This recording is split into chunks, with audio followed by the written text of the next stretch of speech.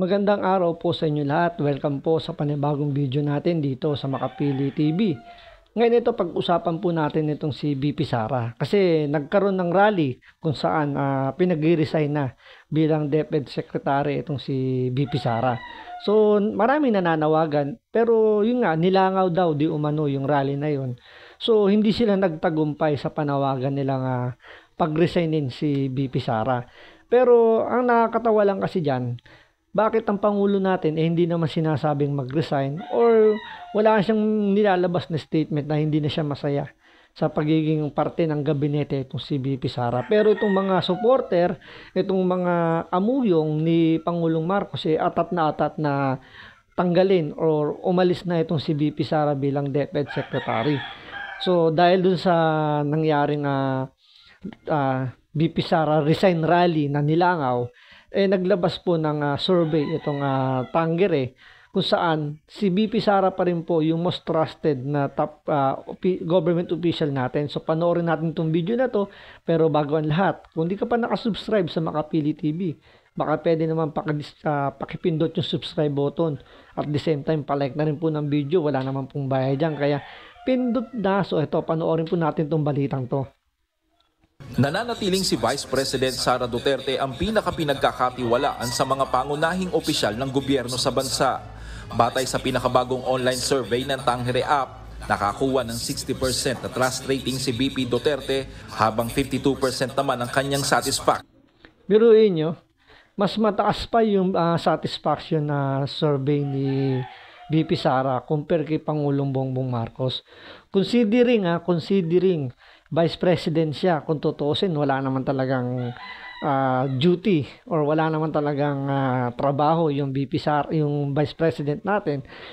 Ika nga nung professor ko nung ako'y nag-aaral pa sa kolehiyo, ang Vice President natin, ang trabaho lang niya magdasal na sana matigok na yung presidente or magkasakit or hindi na siya makapag-function ng maayos. So yun lang ang trabaho ng Vice President. Pero dahil nga binigyan pa rin naman siya ni Pangulong Marcos ng trabaho as DepEd Secretary, lumalabas boss pa rin ni VP Sara itong si Bongbong Marcos. Pero ang nakakatawa, mas mataas pa yung survey ni VP Sara dito kay Bongbong Marcos. So parang lumalabas dito, or yung tagal pinapakita rito na mas magaling pa rin si VP Sara kaysa kay Pangulong Marcos. Bire mo, presidente, tinalo mo pa sa survey. Di ba dapat mas nagpo-perform ng maganda or maganda yung magiging imahe ng presidente dahil siya yung may control Siya yung, kumbaga siya yung pinaka-boss lahat ng mga government official natin na nasa gabinete. So under niya lang si VP Sara, pero nangyayari, no-overpower pa ni VP Sara itong si Bongbong Marcos na ang trabaho lang naman as DepEd Secretary. So isang departamento lang yung hinahawakan niya. At under pa siya ni Bongbong Marcos. Etong si Bongbong Marcos, siya yung chief executive natin. Siya pa yung yung sa foreign policy natin, siya yung chief architect natin. Pero ang lumalabas, hindi sila satisfy. O masatisfy pa sila sa ginagawa ni VP Sara. Kaya nga yung nangyaring resign VP Sara, nilangaw dahil pinapakita sa survey na to na talagang marami o karamihan sa mga Pilipino talagang mas naniniwala pa kay VP Sara na mas magaling siyang humawak ng panunungkulan. Kasi nga siguro dahil sanay si VP Sara sa pagiging executive dahil nga mayor siya ng Davao, so matagal din naman niya hinawakan yung Davao.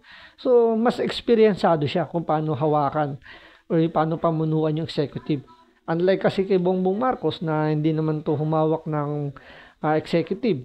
So, ang alam ko, naging governor yata ito ng Ilocos. Pero dahil nga marami lumalabas ng mga bali-balita na hindi naman daw talaga siya yung nagpe-perform doon. So, parang nag-happy-go-lucky lang yung time na yon. So, hindi niya talaga na-practice or hindi niya talaga na-experience yung ganong klaseng trabaho. So, doon siguro medyo nagkaroon ng advantage si VP Sara dahil nga matagal naging mayor as executive ng Davao itong si VP Sara. Pero yun nga, ang nakakatawa lang kasi na ang mga tao mas naniniwala, mas kapanipaniwala si VP Sara compare ditong kay Bongbong Marcos. Ang layo ng diferensya, 60% sa 52%. So, dito na lang sa satisfy dito, 43%. Kay Bongbong Marcos, 52%. So, napakalaking porsyento po yung lamang ni VP Sara. Gaya nga sinabi natin DepEd lang ang hawak ni VP Sara. Paano pa kung siya yung presidente? Nahawak niya lahat ng departamento. Baka maging mas mataas pa. Diba? O siguro dahil nga sabihin natin, palagay na lang natin na sobrang daming hawak ni Bongbong Marcos, kaya hindi niya nalalampasan, or dahil isa lang naman yung hawak ni VP Sara, kaya ganun kataas yung trust rated ni VP Sara. Pero siyempre, presidente ka So dapat mas ipakita mo na mas magaling ka, na mas kaya mo. Kasi dito lumalabas na hindi mo kayang pamunuan yung gobyerno natin dahil mas mababa yung nakuha mo kaysa kay VP Sara. Kasi kung titingnan mo nga lang to sa 1 to 100%, di ba? Ano ba ang kalahati ng 150? Sampa pa si VP Sara ito, lagpas pa siya. Si Bongbong Marcos 43, so lagpak na lagpak. Kung pagbabasehan lang natin yung percentage sa 100%, di ba? Napakalayo. So talagang kung ganyan yung itatakbo ng mga ratings ng mga survey na yan, medyo talagang mas naipapakita na mas magaling humawak ng gobyerno itong si VP Sara.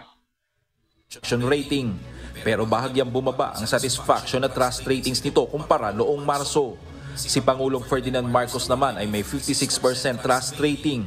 Bahagya ring nadagdagan ang bilang ng mga kontento sa performance ng Pangulo na nasa 43% mula sa dating 42 noong Marso. Mapapansin, medyo umangat naman pala. Yung dati daw 42 naging 43. So 1%. So napakaliit ng discrepancy nung time na yon. So talagang kumbaga kulang sa effort. Kulang pa sa talagang sabi natin hindi pa naibibigay ni Pangulong Marcos yung kanyang full potential. Pero ang diyan kasi 2 taon na magtatatlo ka na 'di ba? Patatlo ka na So kailan ka pa magigising, kailan ka pa tatrabaho kung kung patapos na. So yan yung di kaibahan kasi nung Pangulong Duterte. Nung panahon niya, first day of office pa lang talagang tumatrabaho na si Pangulong Duterte. Kaya hanggang ngayon, pag sinasama siya sa mga survey, is nakukuha pa niya yung pinakamatataas na survey. So, mas marami pang naniniwala, mas nagugustuhan yung trabaho niya. Unlike ngayon, na parang lumalabas, parang totoo yung sinasabi nila na parang pa-easy-easy lang yung presidente natin.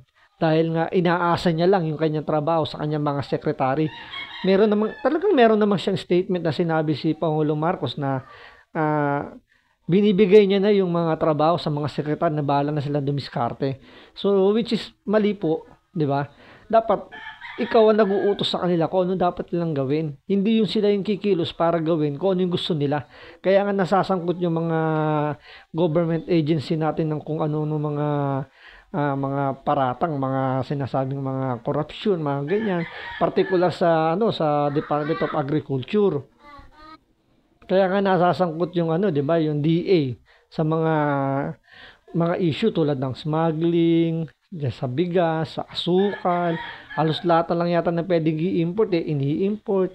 Andyan yung mga pagtaas ng presyo ng mga bilihin natin. Andyan yung naki-question yung mga nahuhuling mga droga. 'Di ba? Imbis na ikatuwa dapat ng mga Pilipino na tulad niyan, may nahuhuling mga droga. Nagkakaroon pa ng ng yung pagiging confused ba na totoo ba tong mga sinasabi ninyo dahil unang-una walang nahuhuling mga malalaking tao.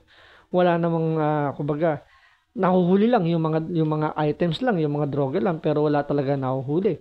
Tulad na lang yung huling nahuli daw sa Davao na iniwan na lang yung mga droga dun sa loob ng bus dahil nga nagkaroon ng checkpoint. So nagkaroon na naman ng panibagong doon ng mga haka-haka na baka sinadya lang iwan doon dahil nga Davao yun, hawak yun ng mga Duterte. At ang kiniklaim kasi ng mga Duterte drug free na ang Davao. Pero dahil nakitaan nga ng droga doon, so parang binibigyan nila ng ng pag-aalinlangan, yung mga naniniwala na ang Davao drug free.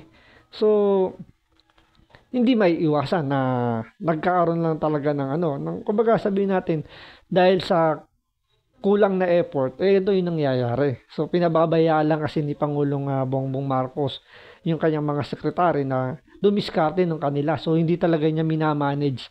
Kaya siguro ganito yung nakukuha niyang satisfaction rating nga medyo mababa o mabagal yung pag-angat.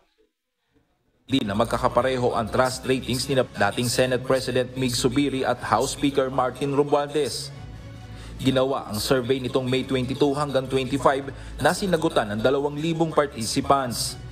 Sa isa pang survey ng Tangere App ngayong buwan, lumalabas na bahagyang tumaas ang bilang ng mga Pilipinong sumusuporta sa panukalang pagbabago ng ilang economic provisions ng 1987 Constitution.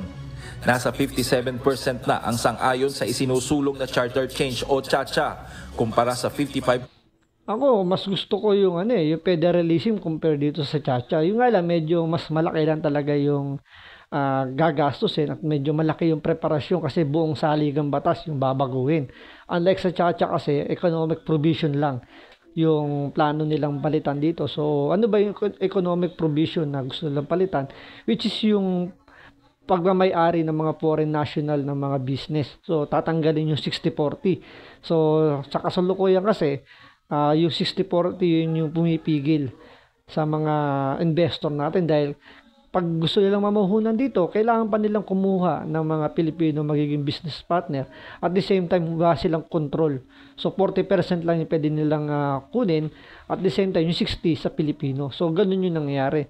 Pero kung titingnan nyo kasi sa ibang bansa na ina-allowed nila yung ganung sistema, yung mga foreign national makapag may-ari ng mga negosyo, umuunlad ng sobra. Tulad na ng Singapore.